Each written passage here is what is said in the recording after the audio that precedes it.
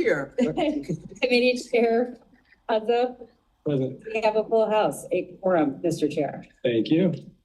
Can we get a motion to approve the August 23rd minutes? So moved, Mr. Chair. Second. All in favor? Aye. Any objection? There we go. All right, I think we have some housekeeping that we want to get out of the way before we get into the project. Shall we see some people either in the audience or online may want to speak public comments? So I know as this committee has been in the past, is to listen to public comment before making your votes. But to discretion of this committee as to when you would like to have public comment. But just wanted to bring that up. And time too. Oh, yeah. Also, the defer to the chair as to how much time you would like to give for each public comment. And I would add, Mr. Chair, that if we have members of the public online who are attending and would like to provide public comment, we ask that you raise your hands now, please, so we can get a count of how many folks want to provide public comment. Thank you. Thank you.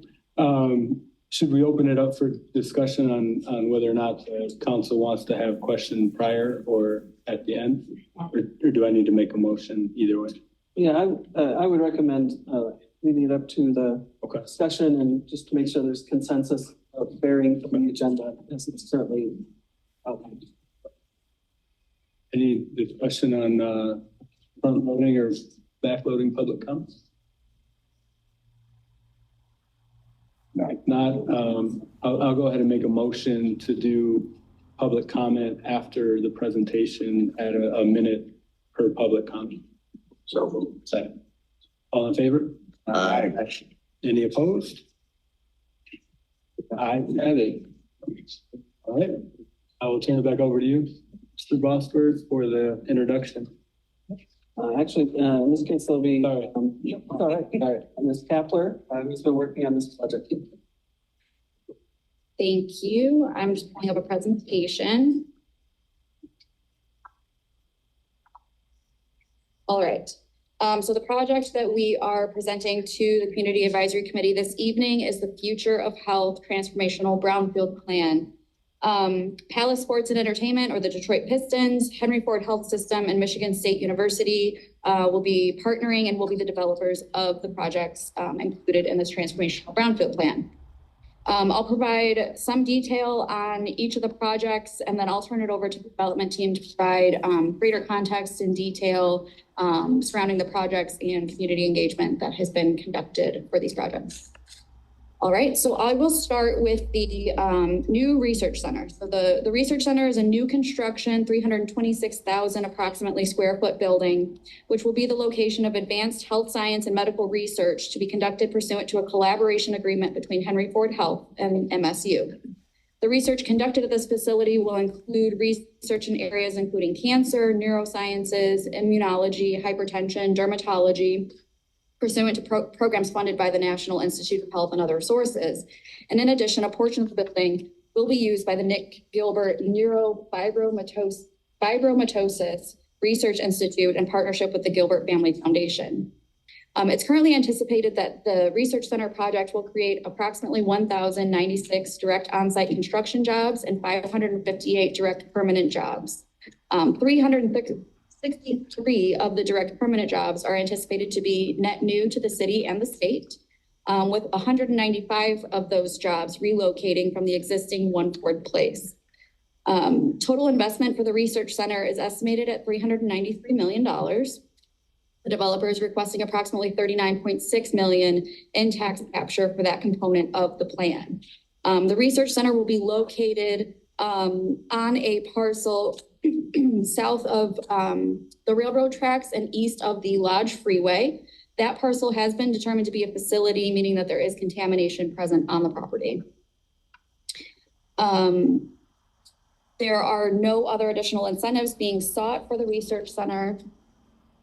The second project is the adaptive reuse of One Ford Place, which is the current Henry Ford Health corporate headquarters. That structure will be converted into a mixed-use residential building consisting of approximately 403 mixed-income residential apartments, including 20% of those units at an average of 50% of the area median income. There will be a mix of studio, 1 and 2 bedroom units included in that development. The development team is also pursuing historic designation, and that is anticipated approval in 2020. It's currently anticipated that the adaptive reuse of One Ford Place will create approximately 539 direct on-site construction jobs. 11 permanent property management jobs will be created by the owner, and 87 permanent jobs are expected to be created by the future commercial tenants. Total investment for the One Ford Place project is estimated at $189 million. The developer is requesting approximately $103.3 million in tax capture for that project. The One Ford Place, along with the residential 2 or 3 buildings, right now that is one large parcel. There's a parcel split that's in process, but the property has been determined to be a facility, meaning that there's contamination present. The developer is seeking additional incentives for the One Ford Place project, which include approval of a Commercial Rehabilitation Act or PA 210 abatement, as well as a Neighborhood Enterprise Zone abatement. The next project is a new construction. We're calling it Residential 2, located just north of One Ford Place. And that will be the construction of approximately 154 mixed income apartments in 5 stories above first floor retail commercial space. This will also be a mix of studio, 1 and 2 bedroom units, 20% of which will be available at an affordable rate of an average of 50% AMI. It's currently anticipated that the Residential 2 project will create 248 direct on-site construction jobs, 4 permanent property management jobs, and 41 permanent jobs are expected to be created by the future commercial tenants. Total investment for Residential 2 is $79 million. Developers requesting approximately $36.6 million in tax capture for that project. They are also seeking additional incentives through the Commercial Rehabilitation Act or PA 210 abatement. The next project is Residential 3, right next to Residential 2. This is the new construction of approximately 105 mixed income apartments in 5 stories above first floor retail commercial space. This will also be a mix of studio, 1 and 2 bedroom units, 20% of which will be available at an average of 50% AMI. It's currently anticipated that the Residential 3 project will create 158 direct on-site construction jobs, 3 permanent property management jobs by the owner, and 31 permanent jobs are expected to be created by future commercial tenants. Total investment for Residential 3 is estimated at $54 million. The developer is requesting approximately $25.7 million in tax capture for the Residential 3 project. And they are also pursuing approval of a Commercial Rehabilitation Act or PA 210 tax abatement. Finally, the 5th project is the construction of a new parking structure, which will be located just north of the Research Center, which will have approximately 804 parking spaces and be 6 stories, and provide parking for the Research Center employees, as well as the residents of the One Ford Place, Residential 2 and Residential 3 mixed-use buildings. It's currently anticipated that the parking garage project will create 104 direct on-site construction jobs. No permanent jobs are expected to be created by the parking garage, which will be owned and operated by Henry Ford Health. Total investment for the parking structure is estimated at $58 million. Developers requesting approximately $14.4 in tax capture for the parking structure. No additional incentives are being pursued for the parking structure. A couple things to note. Besides the adaptive reuse of One Ford Place, the other 4 new construction will be developed on current surface parking lots. All of the properties are currently owned by Henry Ford Health System, which is property tax exempt entity. To bring those properties back onto the tax rolls, Detroit Pistons will be entering into a long-term ground lease for the One Ford Place and the parcels for the Residential 2 and Residential 3.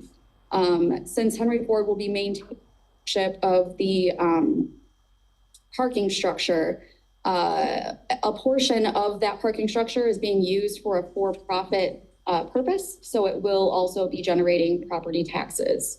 The research center will not be generating or capturing any property taxes under the TPP.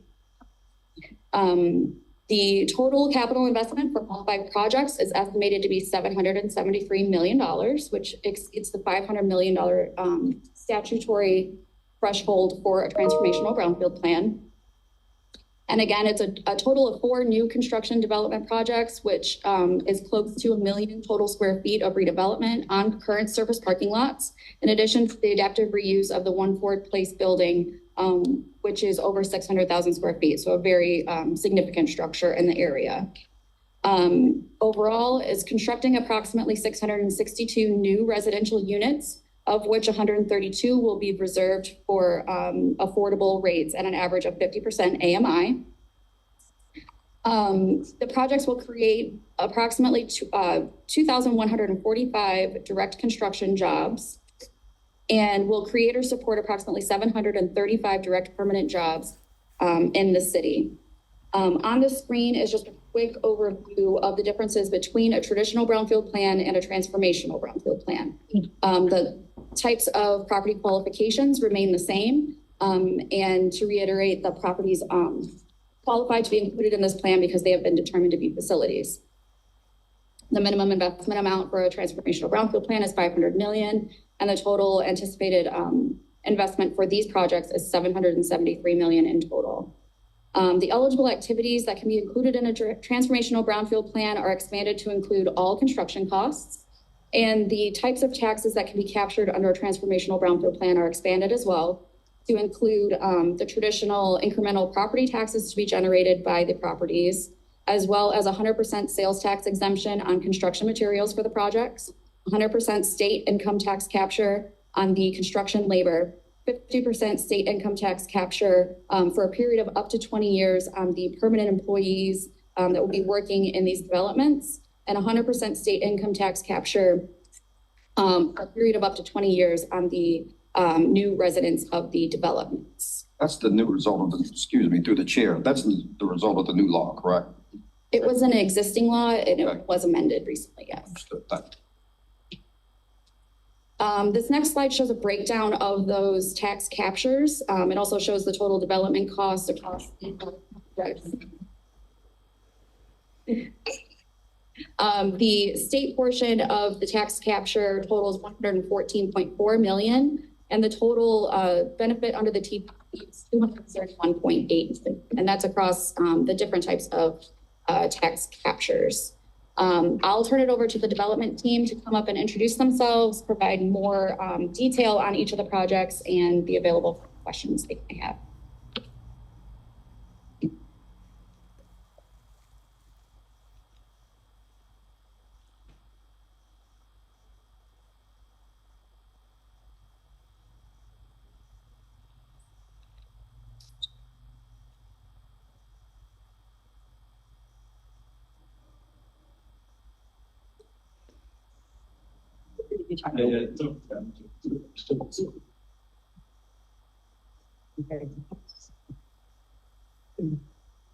That better? No. Right, much louder. My name is Richard Barr. I've been firm. Some of us have met before. I was here for a good person meetings right before March 13th, 2020, when we last trained first, March 12th or 11th rather. And it was a few times since then. So nice to see you again in person. I've been working with the development team of this project for a long time. It is the most exciting project that I've worked on in my career. And I look forward to sharing that excitement and having our partner share the excitement with you.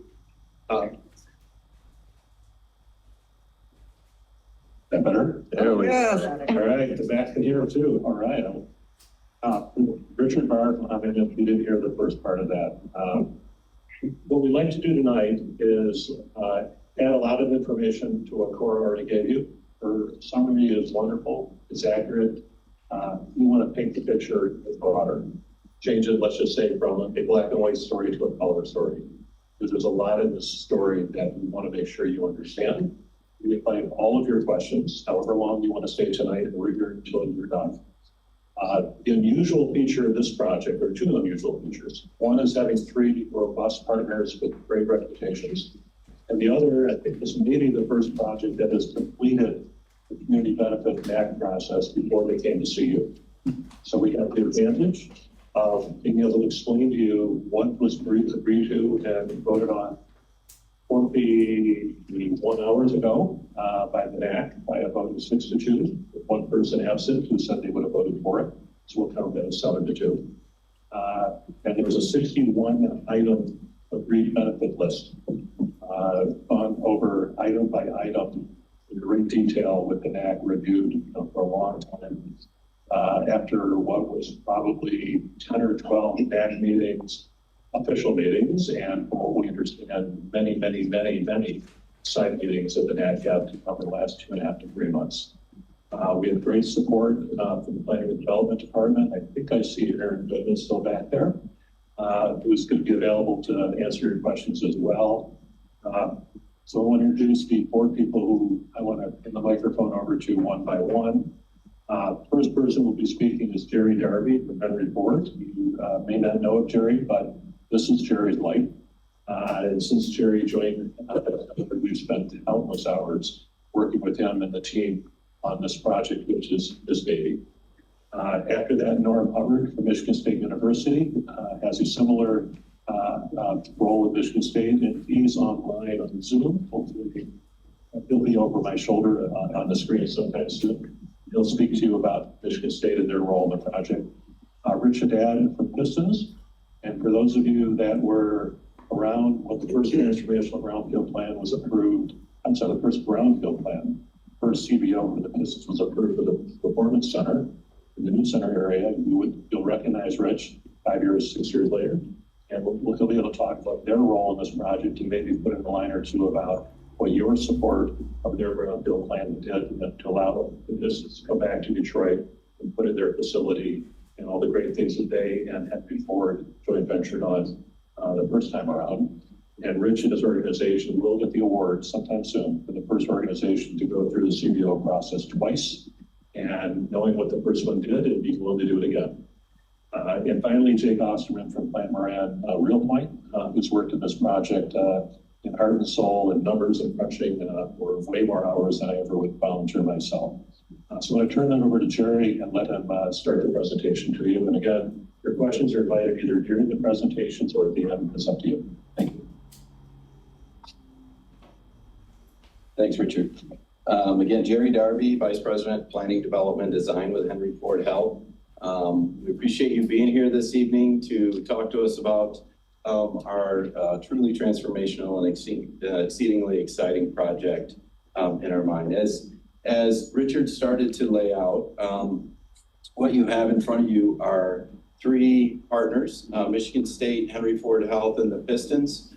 Michigan State, Henry Ford Health, both not-for-profit educators and providers of healthcare, and our partners, the Pistons, who we partnered with several years ago to help them come. We worked together on our Center for Athletic Medicine as well as other things, and we're extremely excited to bring you this project. Mission-driven. We are doing this as part of our healthcare and research and overall health of the community missions, and we're extremely excited to talk about that. We spent, as you know, several weeks in the CBO recently and are excited to provide the largest benefit package ever as part of a CBO process. A few things about the project. It's already seeing major benefits in the community in our mind. What has occurred since we started the project was the addition of the Shirley Ryan Ability Lab, which is 79 new rehab hospital beds from the #1 rehab hospital in the world in Chicago, excuse me, coming and going to be part of the project, as well as the NGNRI, is what I'll call it, the Nick Gilbert Neurofibromatosis Institute, being added to our research building in an entire floor, which will focus research in the community for health and well-being. Want to flip to the next?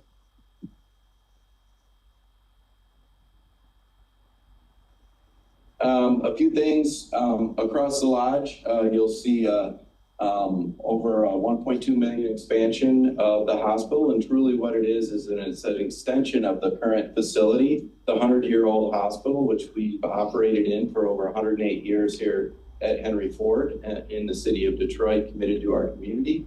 We're going to get a brand new emergency room, which will be moving across the street, more than 2.5 times the size of the current emergency room. We're going to get all private rooms when we decompress, and we're also in our meetings across the not only the NAC process, but quite honestly, the 2 years before that even started, we were meeting with the community, talking to them about what were the big impacts that they were looking for and what could we do to address those as part of the community. So, more than 5 acres of green space and park. We're moving high intensity services out of the neighborhood, moving them across the street, which provides for a better environment for the people that live there. No helicopter, ambulance traffic in through the neighborhoods, large truck traffic, all of that will be moved into a less intense environment. Research building, which Norm will talk about. This is part of a 30-year agreement between Michigan State and Henry Ford to do research and to bring a true academic medical center campus to downtown Detroit, between and creating truly world-class research institution right here in the city of Detroit.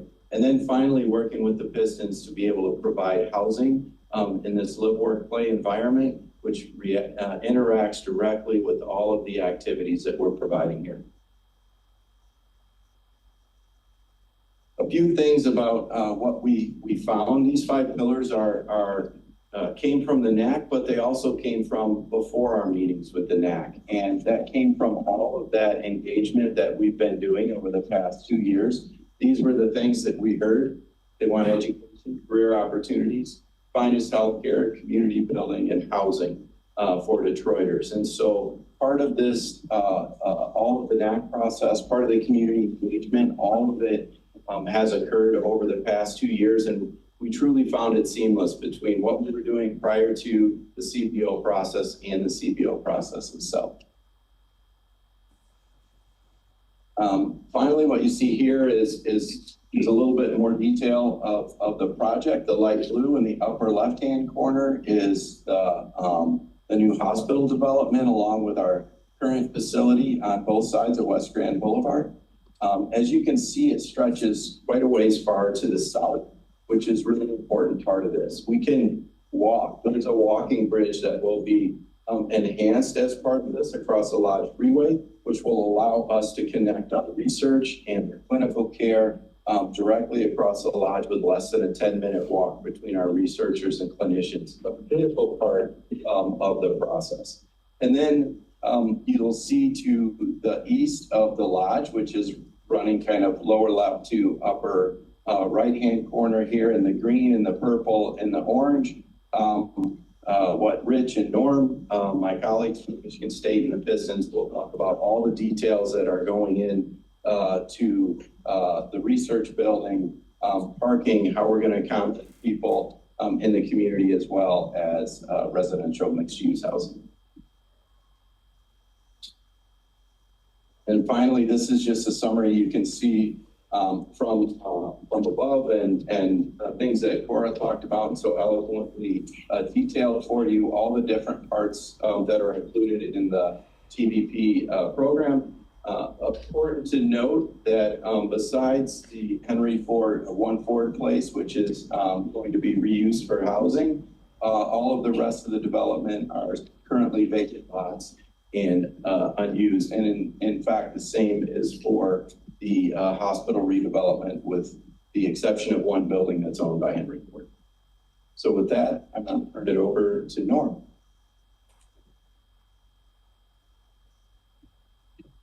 Thank you, Jerry. Can I be seen and heard? Yes. Thank you. Hi, my name is Norman Hubbard. I'm the Senior Associate Vice President for Health Sciences at Michigan State University. Thank you for your time this evening to hear about our project. I'm really excited to share the details. Ms. Kepler and Jerry gave you some preview. This is a 330,000 square foot building. It will be the largest research building Michigan State University has ever constructed, and it will be in Detroit. That's intentional. As Jerry said, this is not just something that's happening in isolation. It is part of our 30-year relationship with Henry Ford, which also includes beginning to connect in both clinical and educational areas.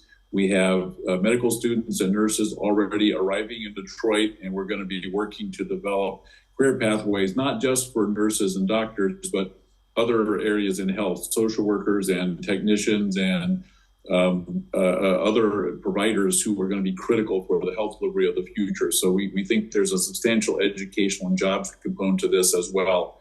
The building will have 7 stories. The first 2 will be core laboratories and resources that are used by all researchers to make it more efficient. The upper 5 floors will house 80 researchers, some of whom will come from One Ford Place to allow that building to be redeveloped as housing rather than become another blank building, which we don't want in Detroit. It'll also house the Gilbert Neurofibromatosis Research Institute, newly announced and funded by the Gilbert Family Foundation. And that institute connects well with the Shirley Ryan Lab and the other research across the lodge. So this is an integral unit for the academic medical center campus, as Jerry described. We're excited to be able to bring this opportunity to the community. It'll turn an old parking lot and a brownfield into a vibrant research building. And we think this is the first of more to come, and excited to answer your questions. Thank you for your time and attention. Thanks, Norm. And from the Pistons perspective, this project is really the next step in a process that started when we decided to move the team back to Detroit from Auburn Hills. And as Richard mentioned, a lot of people in this room were part of that process. So some of you may remember this. The impetus for us bringing the team back to Detroit, it was really the way that we could maximize our impact on this community and ultimately on our neighborhood here in New Center.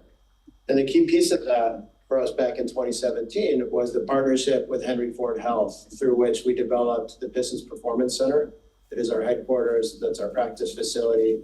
As Richard said, we worked with the DBRA and the City of Detroit and City Council and a lot of the other groups and entities that are represented here and got approval on a Brownfield plan as part of that project. And what that allowed us to do is develop our headquarters in a way that's really open to the community. We very purposefully developed it in a way where we brought in retail, we built out community space. We're at the point now, 4 years into it, where we're hosting 300 plus meetings and events a year. That's everything from corporate board meetings to block parties, to community group engagement meetings, to baby showers, to engagement parties and everything else. And I think that's a testament to the impact that we intended to have when we moved the team. And that's really the starting point for the project that we're here to talk about now. And the Pistons piece of this is really developing this mixed use, mixed income, primarily residential aspect of this project. Cora gave a great overview summary. You see in front of you the details on the 3 buildings that we're proposing to build here. And this to us was about partnering with Henry Ford and expanding that partnership, building a new partnership with Michigan State University in a way that we can make a positive impact in this neighborhood, in a way that we can continue to expand the zone of development out from downtown Detroit into the neighborhoods, that we can continue to build up the New Center neighborhood that we really see as the gateway connecting downtown to the neighborhoods, and really to try to create and expand the center of gravity that we've tried to build in that neighborhood to catalyze additional investment and draw more activity to this neighborhood. Excuse me. The current function that the Pistons has at One Ford Place, when that building is newly adapted for other uses, where would that function then go? That will, you want to speak to that? Yeah. Yeah, so actually that building is all Henry Ford right now. Okay. And so the functions that are in that building are administrative, research, there's some clinical and outreach that occurs in that building. It's all going to stay in the neighborhood. Those are all things that we will keep in Detroit, some of the research will move into the research building. Sure. And so that's what causes some of the phasing of when we can do the first housing development, when we do the research building, and how it all ties together. Thank you. So. Just a quick note, if we could just hold all questions until you guys get through the presentation, that would. And the goal here, again, with respect to the Pistons piece of the development, is to build an inclusive community, to create and develop housing that's going to be affordable and achievable for all Detroiters, and to incorporate commercial, retail, and green space. The goal is really to integrate the rest of this project to make this into a walkable, connected community and youth center. And the housing is an important piece of that. We initially had proposed to designate 20% of the residential units as affordable housing at 50% of AMI. Through the engagement that we had with our neighborhood advisory council, through the CBO process, it became clear to us that it was important to the neighborhood to provide even deeper levels of affordability. And as a result of that, we have agreed and proposed to provide additional levels of affordability down to 30%. So we would carve out some of the affordable units, designate those at 30% AMI. We keep the majority at 50%, and we'd add another tier at 70%. And the goal here is really, like I said, to make housing in this neighborhood affordable and achievable to everybody who wants to be there. To all Detroiters and for all the different types of people that are going to fill all the jobs that this development is going to create. And we've got here just an overview of the unit mix, the different square footage, and how it all adds up.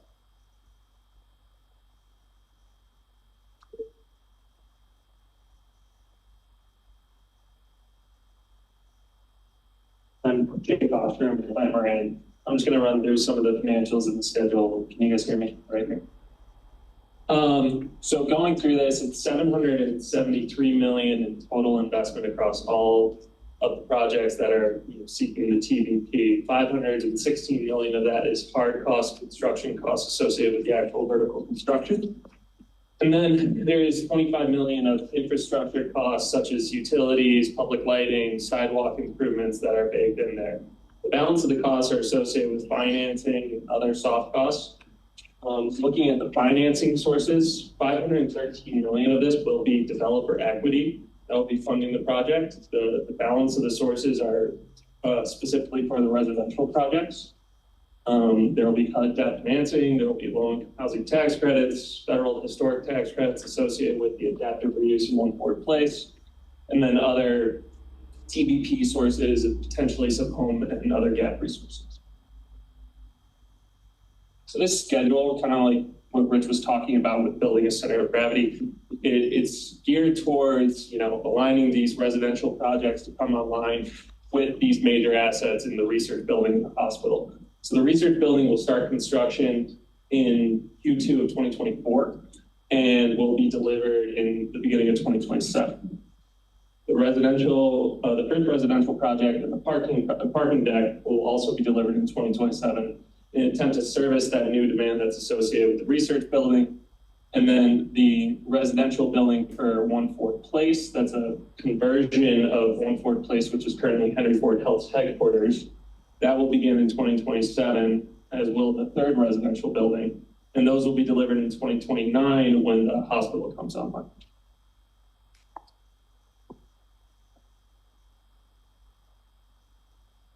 I'll just talk a little bit more about the community benefits process that we just completed last night. So going into this, really over the last couple of years, long before we launched the formal CBO process, our team made an effort to do a significant level of engagement with the community, with all kinds of different segments and groups within that community and within our neighborhood. So we did more than 100 meetings. We met with more than 1,000 residents. We met with everybody from small businesses to philanthropic organizations, to youth groups, to school groups, to clergy. The goal really was to give the community a voice in every aspect of this development. And that's what we feel proud that we've done. We have taken that feedback, we've incorporated that feedback into the project. Now that we've completed the CBO process, we landed on a package that's focused on the pillars that the community has identified for us as areas of priority. in areas of impact. It's the same pillars that Jerry laid out earlier, but the end result here is a community benefits package that is the largest in the history of the CBO process. It's over $600 million of community benefits. The new hospital expansion, it's mission-driven health and education benefits. It's 50 Michigan State scholarships over 10 years to nearby high schools. It's job preferences for Detroiters, making sure that we do everything we can to put as many Detroiters as we can to work. Talked about the deepest affordability that we propose to deliver here. It will be the deepest affordability of any development that's went through a CBO process. We've committed $100 million at least in direct spending with disadvantaged and Detroit-based businesses. We've committed to a local business acceleration plan, and we've committed on behalf of the partnership to come up with a plan to redevelop the Fairbanks School that the NAC and really the neighborhood was focused on, because it's currently a building that doesn't have a use, and it's something that we committed to fix as part of this process. And then we just laid out here some of the examples of groups that we've met with, city council members that we've taken on tours throughout this neighborhood, and just highlights from the engagement. And as we went through that, again, the areas of priority that came out of that is housing. That's why we modified our housing plan to go even deeper in the level of affordability that we're proposing to deliver. There were specific requests to create a designated home repair fund and a designated rental assistance fund. And we agreed to do that for a total $2.5 million commitment to organizations that will deliver and administer those funds. There were requests to work specifically with smaller philanthropic organizations based in the impact area. We agreed to commit $300,000 in micro grants to those groups. There were requests to continue to focus on the finest healthcare, delivering that to Detroiters, on building career pathways and opportunities for Detroiters, on improving education, and really engaging community building. And that's how we landed at the package that we did. We are proud of the package that we're proposing to deliver here, and we're proud of the process that led us to that point. It's been a robust engagement process, and it got us to a place where we're more committed than ever, more excited than ever to develop this in a way that's going to make a positive impact on this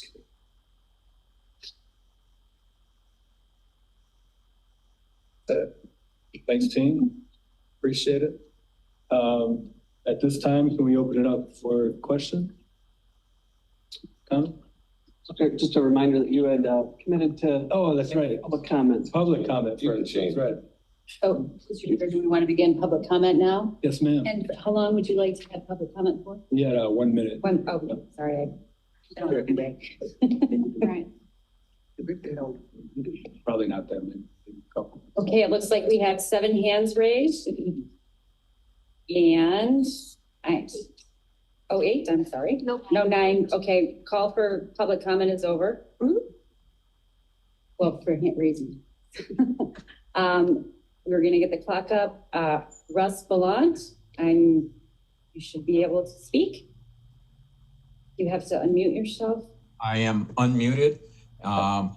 I want to say how minimalized community voices are when you give us 60 seconds to talk about billions of dollars and hundreds of millions of public dollars. It's part of a disgraceful pattern, but we're talking about $292 million in resources that are supposed to go to our schools, libraries, to special needs children, our parks, city debt, school debt, and it's being redirected over time. I understand.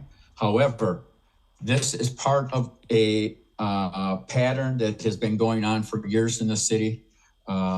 It's disturbing that the tax captures are so secretive. Even I hazard to guess that only a couple of your residents that you ever talked to even knew about tax captures. So when you're having these discussions, they don't realize that everything you're doing is debilitating libraries and schools. And Dr. Vitti has asked for years to stop tax abatements. Nobody's listening, and you aren't either if you don't.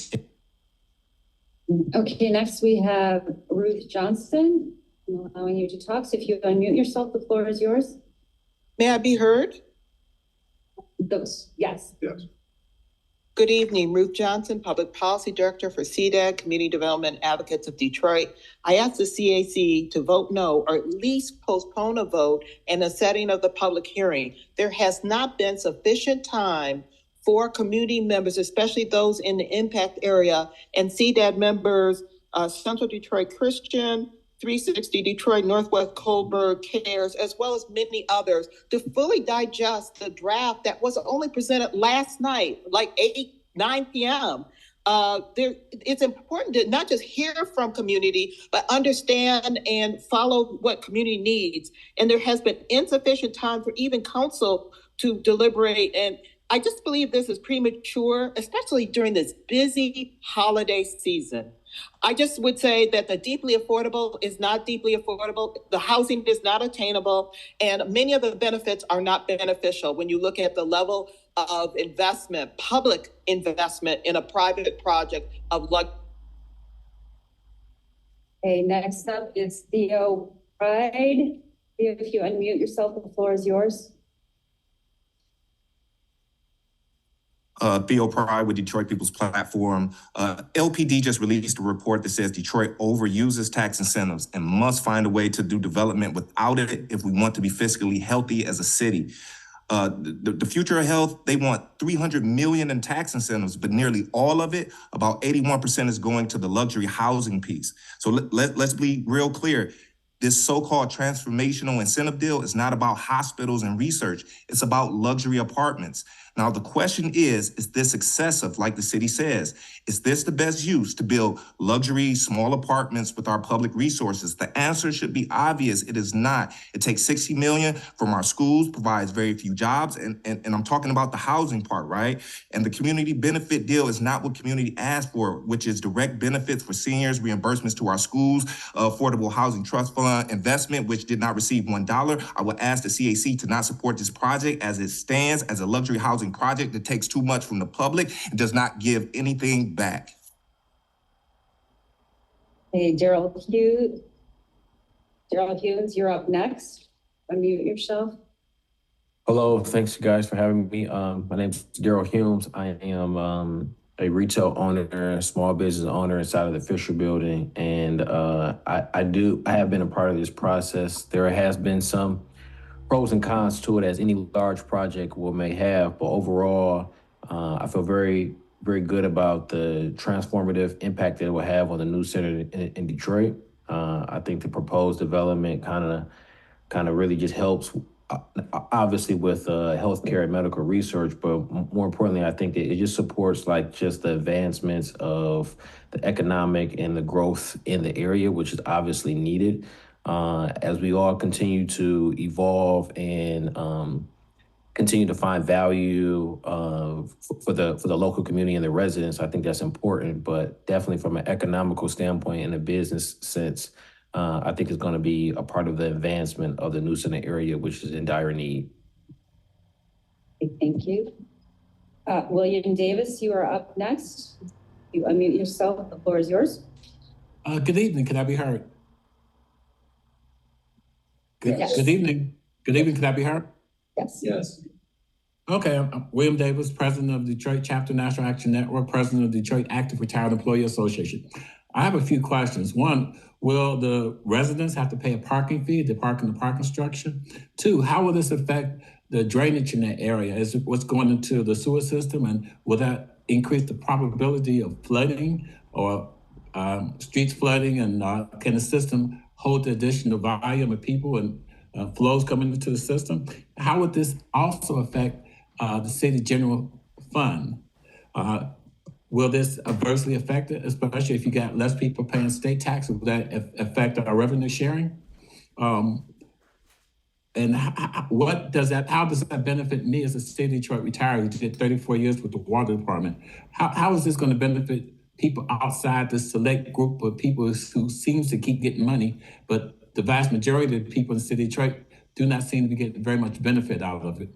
Can you answer those questions? Thank you. Okay, next we have, Daniel Kennedy. If you unmute yourself, the floor is yours. Hi, good evening. Can I be heard? Yes. Hi, good evening. Thank you for the opportunity. My name is Daniel Kennedy. My grandfather was a Detroit cop. My father was a Detroit cop. I was born and raised on the Lower East Side of Detroit. I played basketball at the University of Detroit. I worked for a large Tier 1 automotive supplier. We built a big plant in Detroit. We do a lot of work within the facility, within the region. And I've seen so much positive energy coming within Detroit with the various developments. And I just think with a collaboration between healthcare and academia and sports and entertainment coming together to provide jobs and provide taxable land that is currently not being utilized, there's going to be so many ripple effects. It'll be extremely positive. It'll be another pocket like the University District and Midtown and Corktown and Greektown and the new bridge. I mean, this is a hugely positive and transformative project, and I look forward to it coming to fruition. Thank you. Thank you. Okay, up next is Jerry Williams. Jerry Williams, the floor is yours. Hello, thank you for your time at this time. My name is Jerry Williams. I am the president of the Northwestern High School Alumni Association. I am coming to you on behalf of the students of Northwestern to take into consideration the proposed idea of, as a community benefit, of Future of Health, turning eyes to Northwestern and partnering with the school to create a state-of-the-art healthcare center that they currently have within the building, to make use of that, so that we are partnering with our students and creating future of health careers for them as they are learning the basics and the academic requirements of what it takes to be within the healthcare field. So as a community benefit, I would like to see that out of this, we do merge and connect with students at Northwestern High School so that they can be indeed the future of health with future and health careers for themselves. Thank you. Thank you. Up next, Tanya Myers-Phillips. The floor is yours when you're ready. Good evening, Tanya Myers-Phillips, Sugar Law Center. I had the displeasure of being at the Neighborhood Advisory Council meeting last night. And I must say, after monitoring many of these CBO deals, this is not the largest community benefits package ever. It is the worst ever. The agreement is riddled with obligations that Henry Ford is already required to provide as a result of its federal tax exempt status. So they're double dipping in the community benefits pot, so to speak. One egregious example of Michigan State is offering 50 scholarships. The university is already committed to offering free tuition for low-income families, which will probably be what happens in that area. With housing, no concessions. Basically, they offset the deeply affordable units by raising affordability on the other units. And reasonableness, I need to pull these entities apart. Show me how it is reasonable in the statute to award this amount of tax abatements to this private piston. Okay, up next is Elise Dixon. The floor is yours when you're ready to proceed. Can I be heard? Yes. My name is Elise Dixon, and I represent the Boys and Girls Clubs of Southeastern Michigan. And I too have had the pleasure in being a part of a lot of the CBO conversations to date. And I just want to say I am actually supportive of this project, and I believe that there are transformational benefits that this entire project is going to bring to not just the new center, but also to Detroit. Our experience actually working with the Pistons as an organization and seeing their agility and the way that they've actually supported community projects in the future just further allows us to see that this is going to be a dynamic project that's going to bring a lot of benefits to all of us here in Detroit. Thank you. Thank you very much. And then last, we have phone number ending in 9905. The floor is yours when you're ready to proceed, and that will conclude public comment.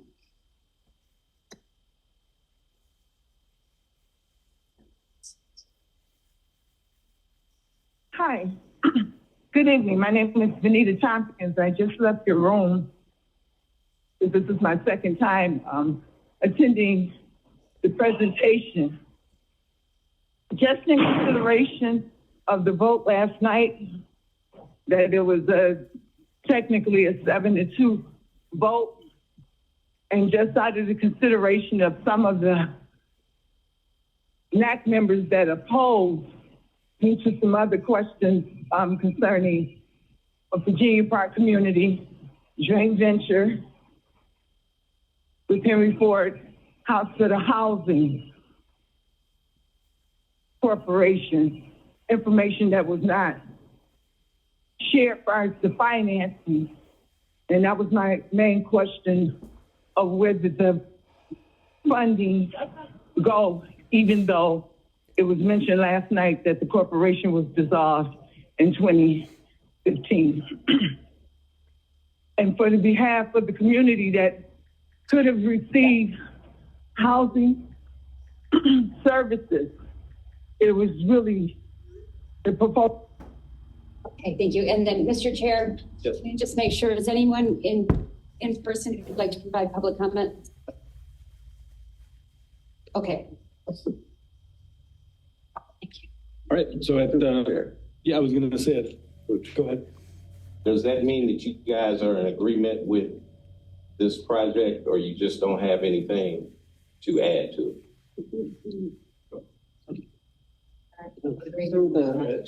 No.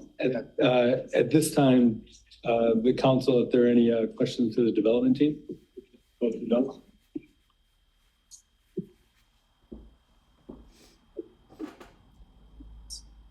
Okay.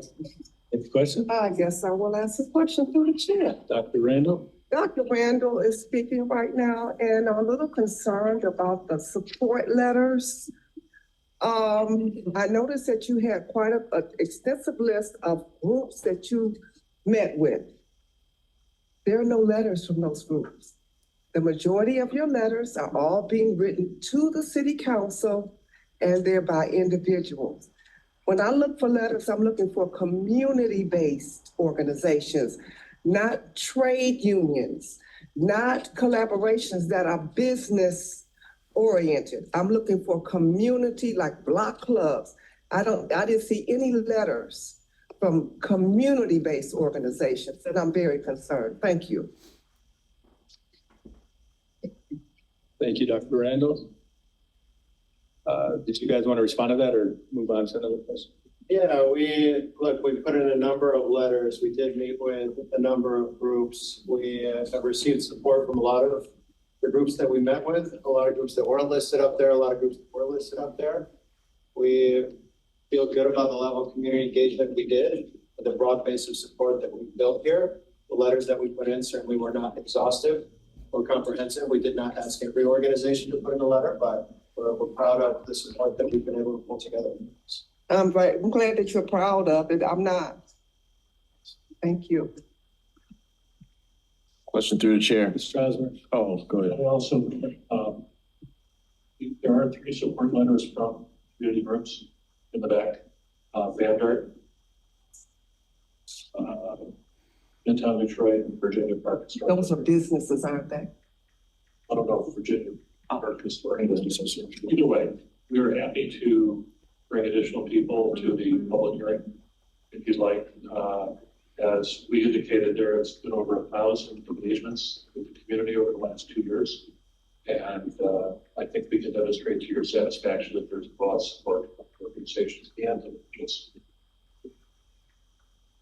Mr. Osborne. Through the chair, you spoke about the number of construction jobs that are coming in, the permanent jobs. What type of workforce development plan do you have set in place for Detroiters as well as specifically the impact residents?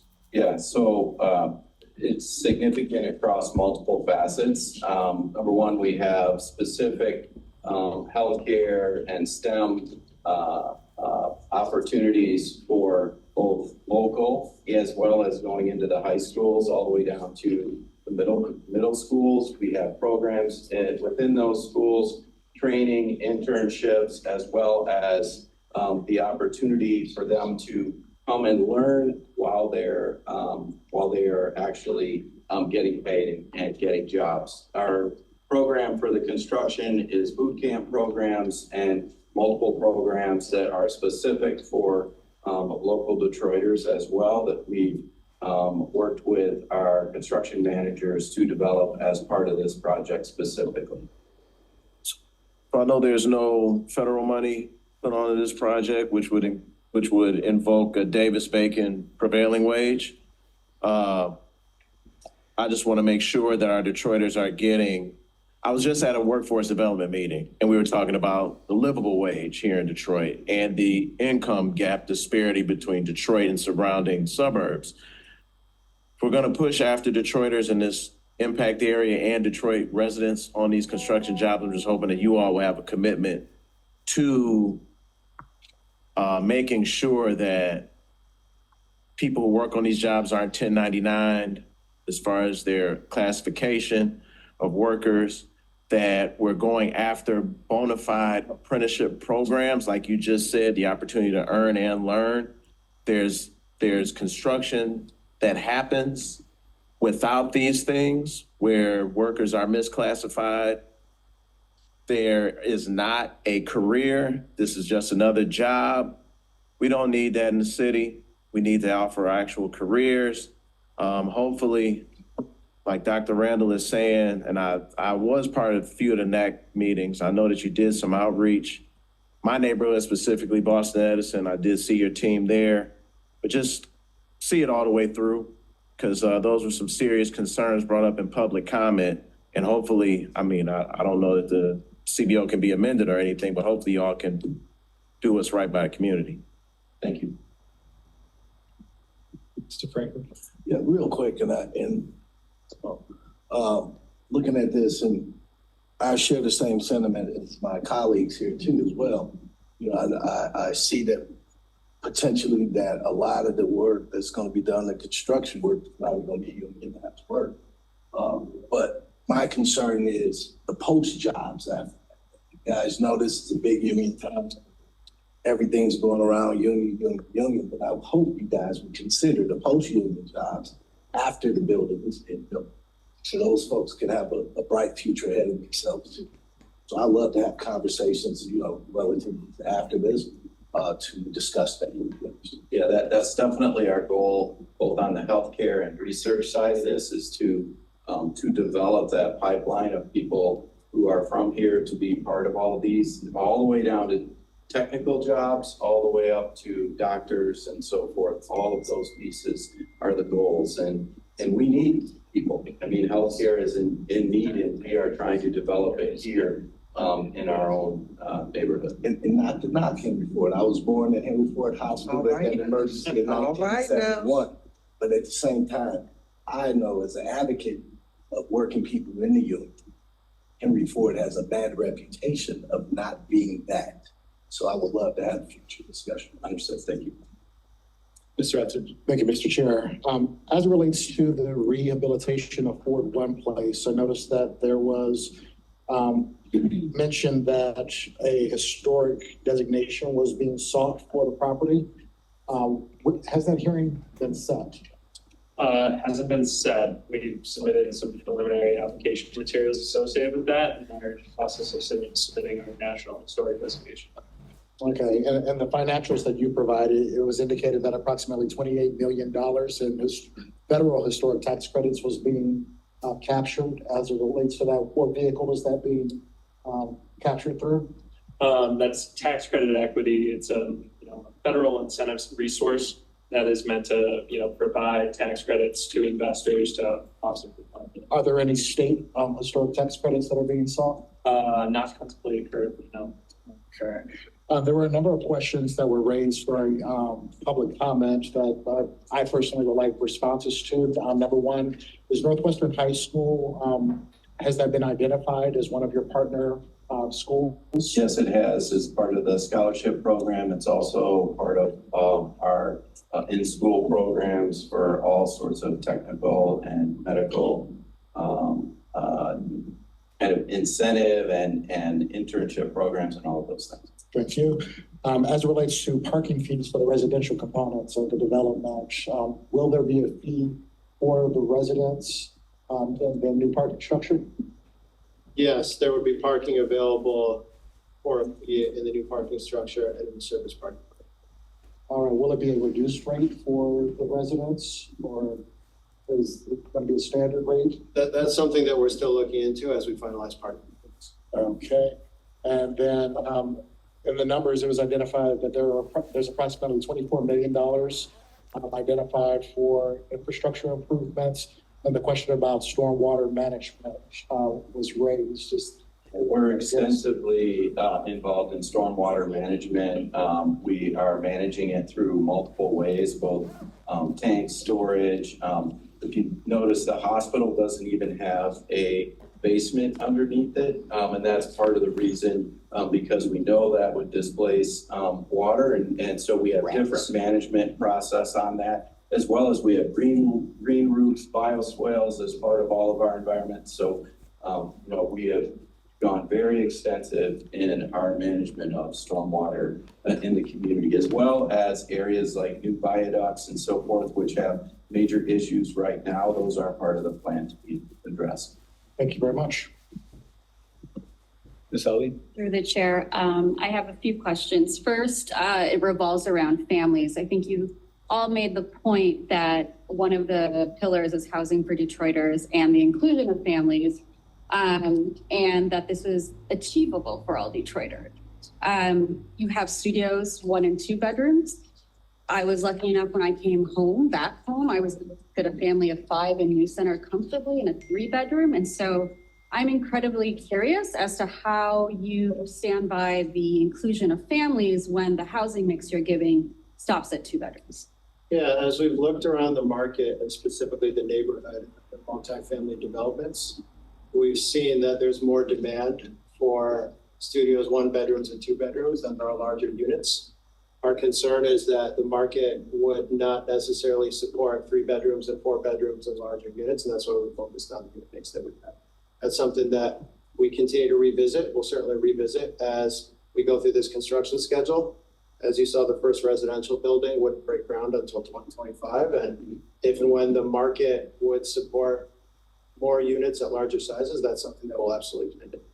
So I would just recommend that narrative around the inclusion of families as you evolve your unit mix, that you also evolve that narrative because of the business. And then the other question is related to the 5 acres of green space and park that's open to the community.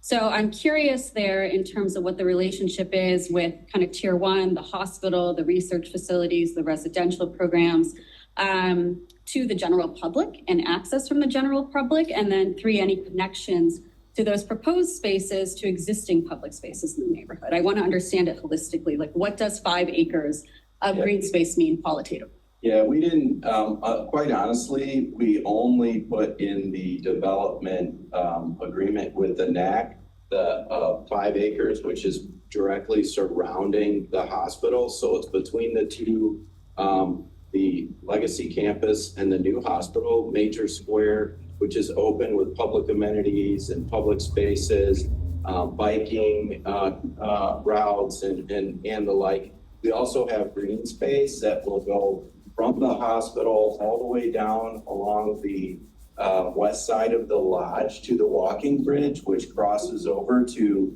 the research building. It's only a 10-minute walk. That is also green space. There's green space along Lincoln Avenue between the cancer building and also green space around behind the hospital. So it's actually significantly more than 5 acres. There's also parks and green space. There's a promenade that you can see along the south side of the research buildings. That is a green space and a connectivity between the housing, the research, as well as the hospital space. And will there be a community engagement process around those green spaces as they're developed and designed? We have asked, and we have actually gotten a lot of input already on that about types of public spaces that we're requesting, and we'll continue throughout the process to engage with our community as we go forward. Yeah. And I'll just say to that point, one of the commitments that the Pistons organization made coming out of the last CBO process is to work with the city of Detroit to build, renovate, or refurbish 60+ basketball courts around the city of Detroit, located in parks really in every neighborhood in Detroit. And once we refurbished or renovated those, we made a point to program them with camps and clinics and basketball leagues and yoga classes and fitness classes and everything else. We've had a lot of success with that. We think that the communities enjoyed that and got a lot of benefit out of that. And that's something we plan to do with all the green space here as well. And then my last question is also quantitative and qualitative. I'm very curious about public art and what percentage of your pro forma is committed in dollars to public art, if any. Tools. We have significant art that's planned in front of the hospital and in the park in front as well as along, but I don't know the percentage off the top of my head, but it is significant, and it's significant as part of our overall development. We're looking to work with local artists. We have done that in our most recent project in the Cancer Center and expect that to continue. And I'll just say that's consistent with what we've done at the Pistons Performance Center as well. We have a significant amount of local art displayed and represented in our facility, and we plan to do something similar. And the last question related is, in terms of all of the different developments and programs, can you talk about, are you working the architecture? Are you working with multiple architects? Are you working with a single architect to develop this campus? Yeah, the hospital takes a lot of specialists for certain parts of the hospital. So we are working with 3 separate firms right now, one local minority-based firm and 2 other firms that are specific to hospital development. The research building is as well working with multiple architects, both landscape as well as the research building. Again, that's a specialist type program. And then Rich can talk about the Yeah, as a partnership, we initially had one architect who kind of worked with us to develop the master plan that underpinned all of this. Certainly all of this that is east of the lodge, that was Rossetti, who's a local firm a lot of you are probably familiar with, and who we at the Pistons have done a lot of work with historically. As Jerry said, as this project has developed, we've gotten beyond master plan to concept design and schematic designs and everything else. It's multiple architects. Yeah, one more. Anyone else After before? Yeah, anybody else? I like one. Go ahead. Go ahead. Okay. Osborne.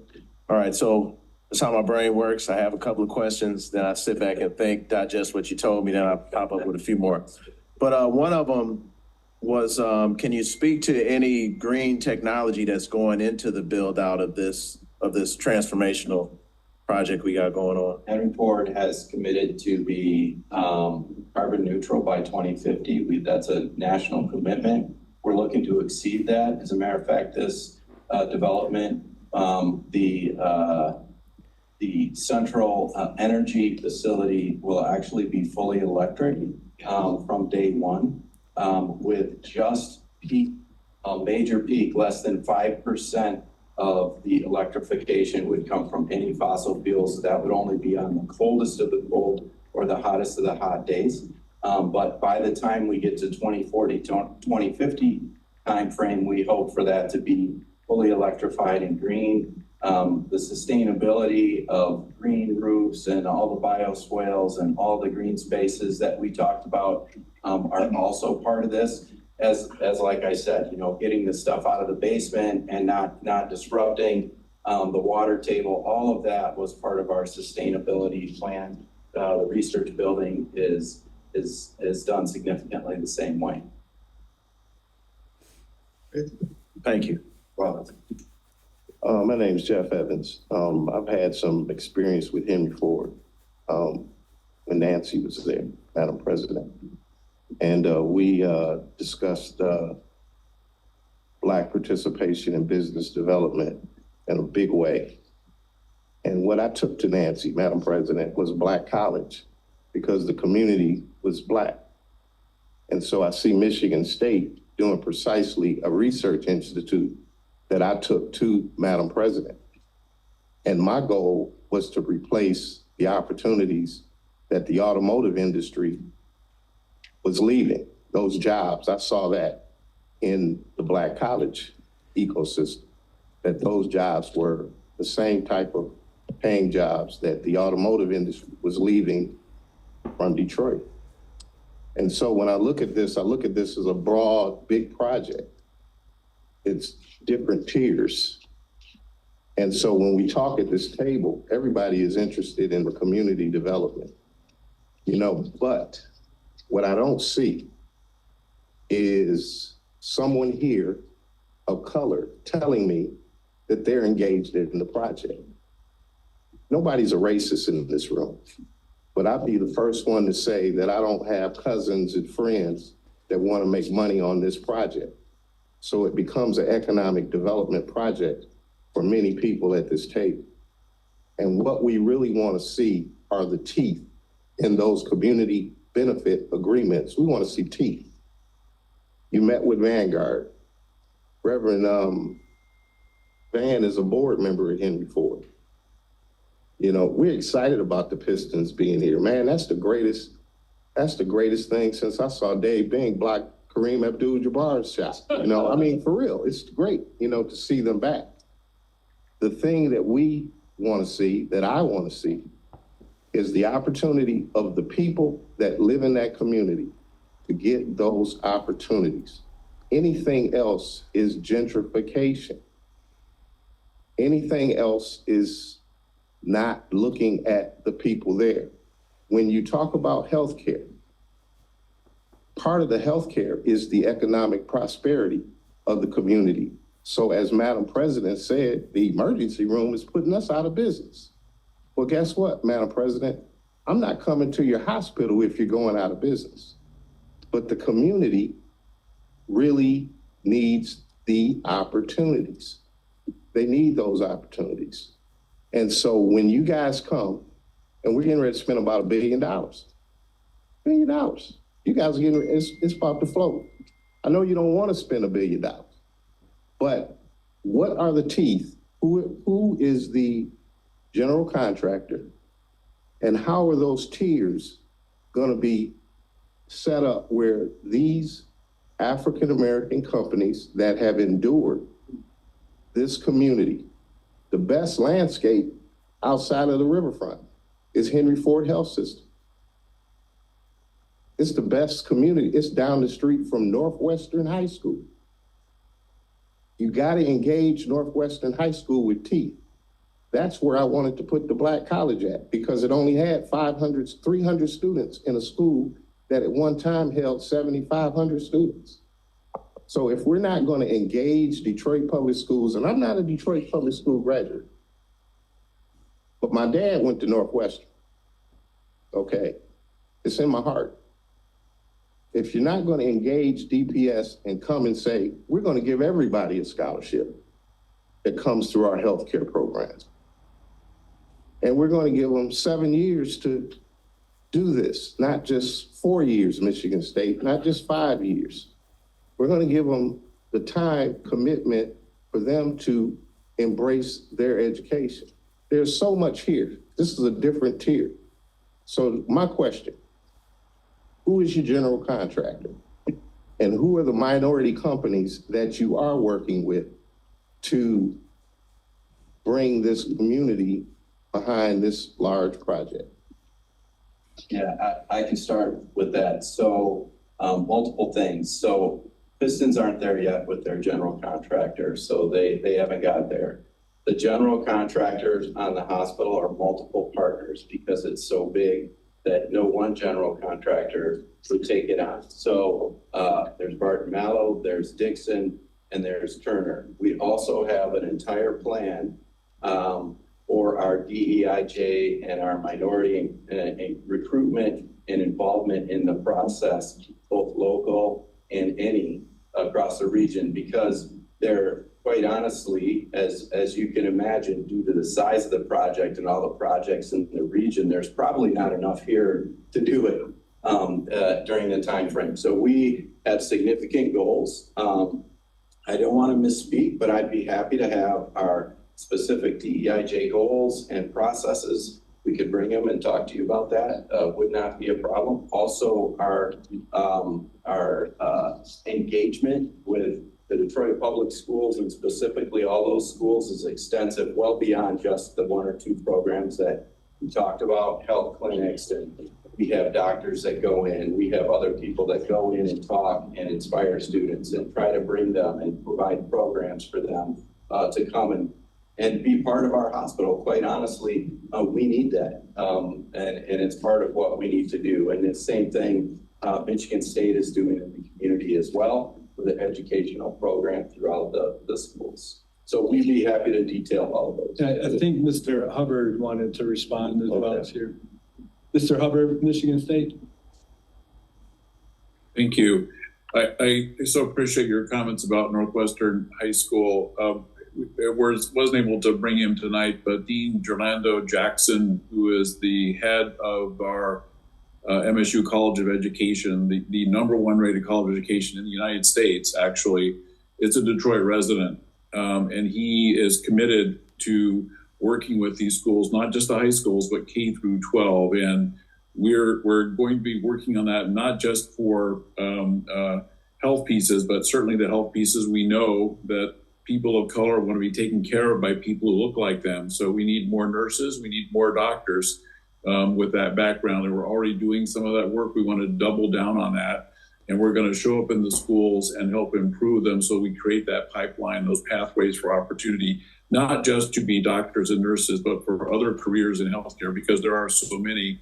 And we think this will be better for the community and also create that sort of economic presence that you're looking for. I would love to come and meet with you and talk in more detail about those plans, even if we could work that out, get Dean Jackson to attend as well.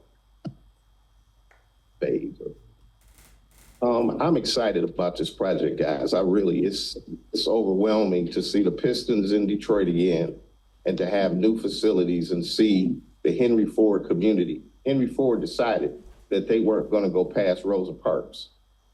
I literally was like, Madam President, we got to go to at least Grand River and West Grand Boulevard. Why would you stop at just Rosa Parks, right? So what we came up with is businesses within that mile radius of her flagship hospital, Madam President, that she would create initiatives, that we would create initiatives to create opportunities in these communities. Okay, now this single dwelling, this single house thing in that type of community, it's a housing community. One of the questions that I had with the previous developer at Henry Ford, I can't remember his name, but he was from West Virginia. And we talked about just developing, why don't you live down the street from Henry Ford? What was his reason for not wanting to live on LaSalle Boulevard? How do you not want to live on LaSalle Boulevard? It's a block and a half away.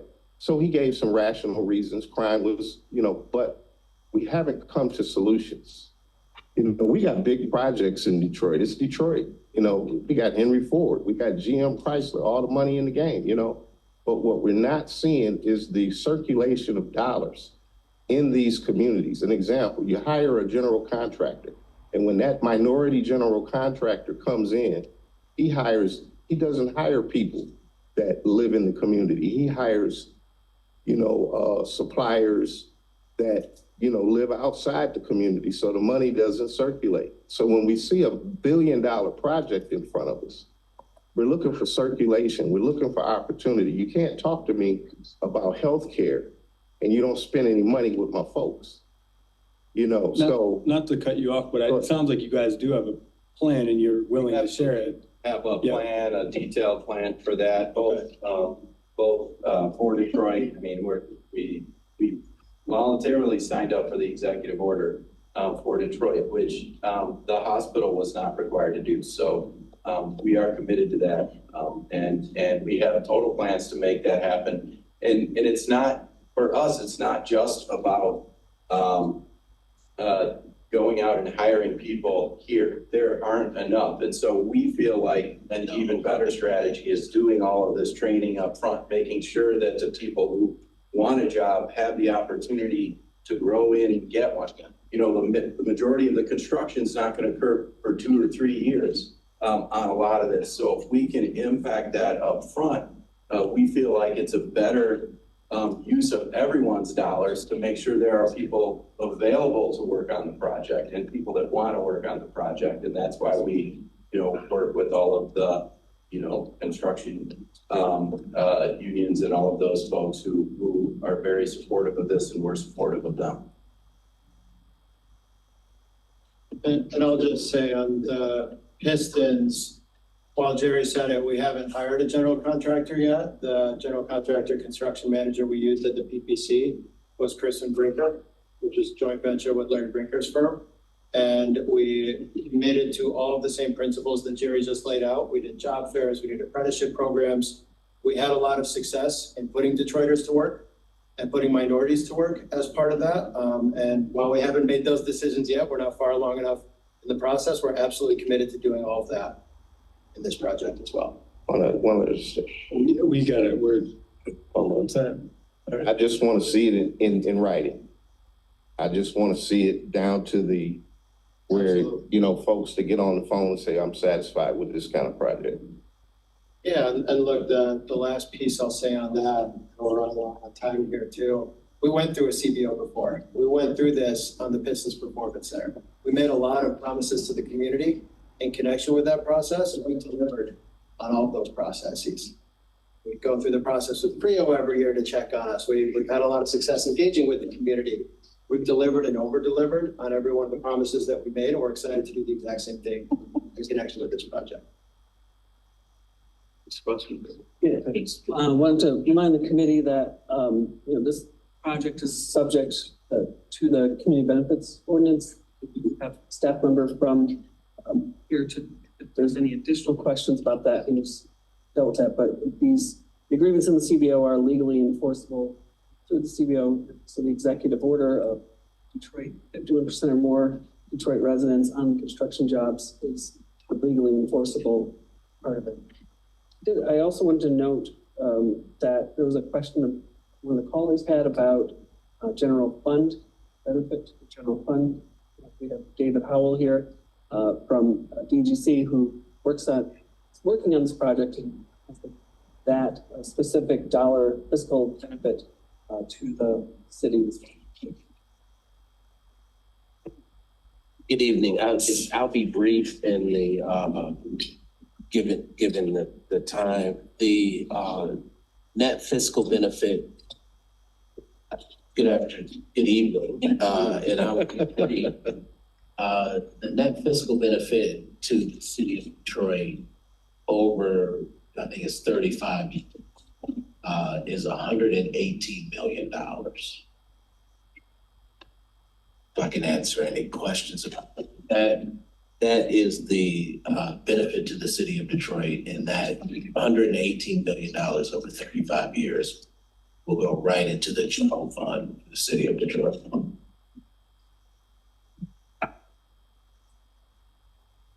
Any other questions? Final question for me as it relates to the commercial space. Is there a plan to attract local businesses and entrepreneurs to occupy that commercial space? And will there be TI assistance offered as a part of CBO? Yes, there is a plan that we put in the CBO to do a strategic plan for how to engage in the local businesses and what we would commit to as part of that. The TI piece, I don't think so. It's not in the CBO as far as I know. Thank you. Sure. Just a suggestion. All right. Like I said, 48206, that's my zip code. And still, I know you went to Northwestern, but you got Central High School there and also Northern, which is on Woodward Avenue, and Claremont, which can be a factor. So I think if you reach out, I don't know if you have or not, just a suggestion to reach out to those folks out there to engage them to that absolutely. Appreciate that. All right, through the chair, can we call for a question? What was that? Through the chair, can we call for the question? Mr. Chair, I make a motion that Mr. Clerk review the resolution. Thank you. Thank you. So the three options, just to review them for the board again, that you have available is one is to recommend approval tonight of the project. That's option A. Option B is to hold off on your recommendation until the local neighborhood public hearing is held, and then have your vote after that. And then option C is to hold off on your vote tonight and until the public hearing happens, and appoint up to 2 special members of the CAC as part of that vote, and then to vote after the neighborhood public hearing happens. Mr. Chair. Yes, sir. I look that we move to letter A. Second. All in favor? Aye. Any opposed? No, Was that you were opposed? I'm opposed. Okay. We have 2 opposed. Do we have a roll call? I'm sorry, go ahead. Yeah, roll call.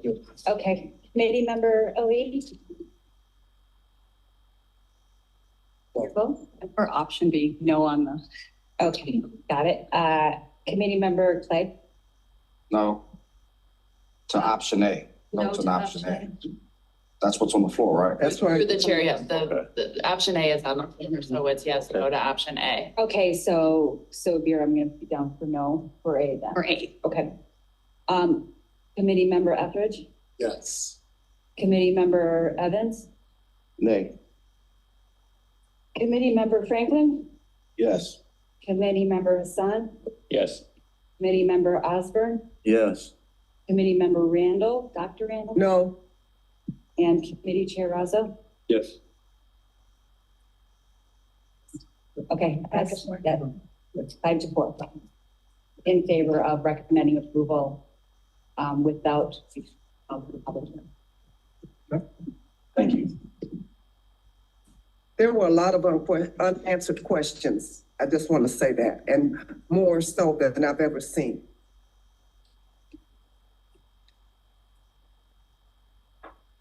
Thank you for presenting, team. Appreciate having you tonight. Thank you.